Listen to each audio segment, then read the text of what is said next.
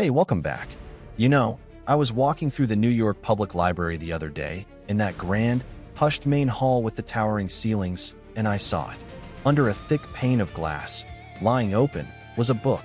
Not just any book. It was massive, with heavy, dark leather covers and two dense columns of text on each page. The ink, even after nearly 6 centuries, looked almost impossibly black. And as I stood there, surrounded by the whispers of history, a thought struck me. This single object, this specific book, didn't just contain words. It cracked the world open. It changed the entire trajectory of human thought. And I knew right then, I had to tell you its story. I'm Ibnul J. Farabi, and this is the Curiosity Compendium. Today, we're going deep inside the story of the Gutenberg Bible, the Codex that changed the world.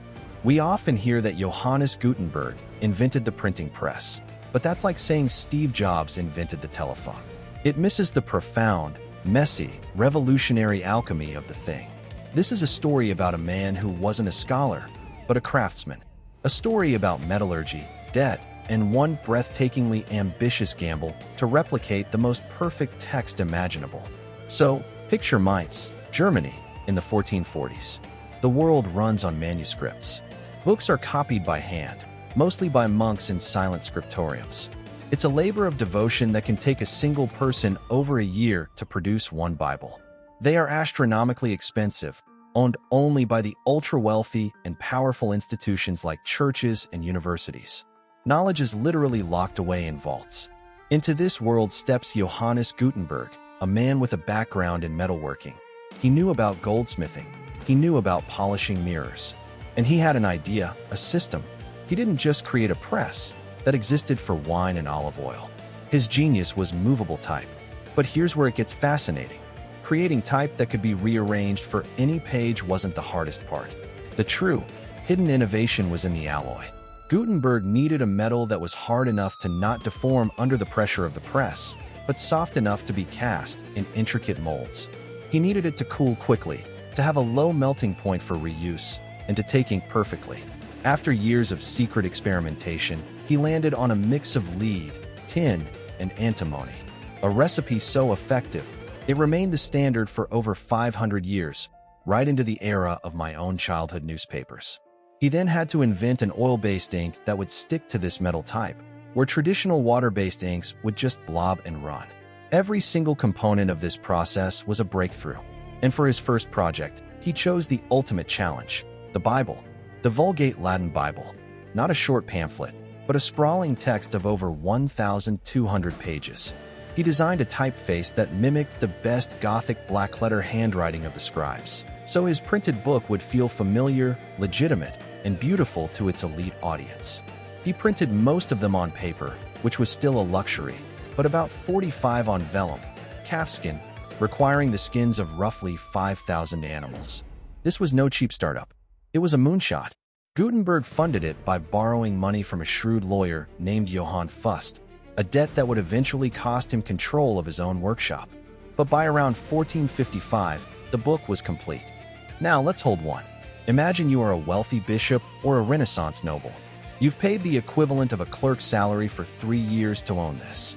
You open it. The first thing you notice is the stunning, even perfection of the text. Every A is identical to every other on the page. That in itself was a miracle of uniformity that no scribe could ever achieve. But then, you see the margins. They are blank, because Gutenberg's press only printed the text. The vibrant colors of the illuminated letters, the elaborate borders, the flourishes, those were left for professional rubricators and illustrators to add by hand, often to the buyer's specific taste. So each copy, even as a product of a machine, became unique. It was a hybrid of the old world and the new, a bridge made of ink and ingenuity. The impact, of course, rippled out far beyond Mainz. Think of it like a sudden drop in the cost of processing information, a medieval version of the internet going from dial-up to broadband. Before Gutenberg, Europe had maybe 30,000 books, all manuscripts.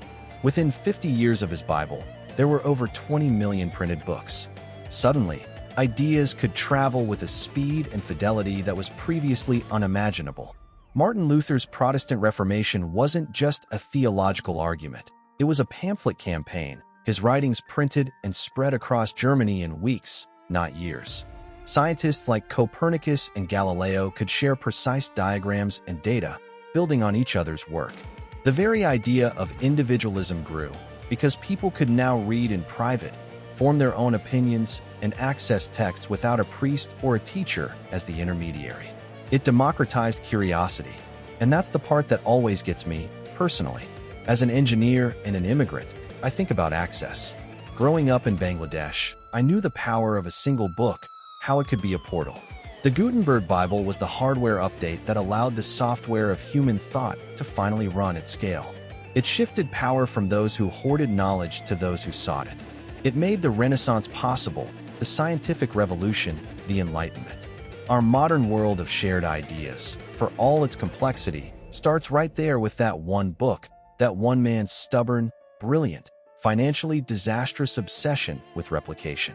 So, the next time you casually scroll an article on your phone, or pick up a paperback novel, or even listen to this podcast, take a second to think about that chain of connection. It leads back to a workshop in Mainz, to the scent of molten metal and drying ink, and to a vision that words, once set in metal, could be set free. The Gutenberg Bible wasn't just printed, it was unleashed. Thanks for joining me for this deep dive. If you enjoyed this story, please share this episode with someone else who loves to connect the dots of history. For more stories from the crossroads of innovation and humanity, make sure you're subscribed to the Curiosity Compendium wherever you get your podcasts. This is Ibnul J. Farabi from Light Not Studios. Until next time, stay curious.